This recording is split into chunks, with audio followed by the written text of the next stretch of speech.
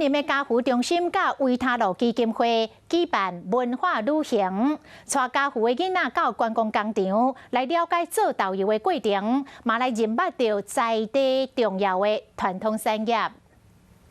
云林家扶中心的囡仔轮流甲盐和乌豆仔搅做伙，经过工作人员的解说，因拢了解这是做导游的其中一步。头一摆看到这么多导游翁仔，可当亲身体验，大家拢真欢喜。我觉得很好玩，第一次拌酱油，在外面用那个酱油，你还要戴手套，而且你那个要一直搅，手会比较酸。云林家扶中心和维他路基金会就会举办秀热文化旅游，带囡仔来到西里有名的观光工厂参访，让囡仔知影因平常时所食的导游是安怎做的。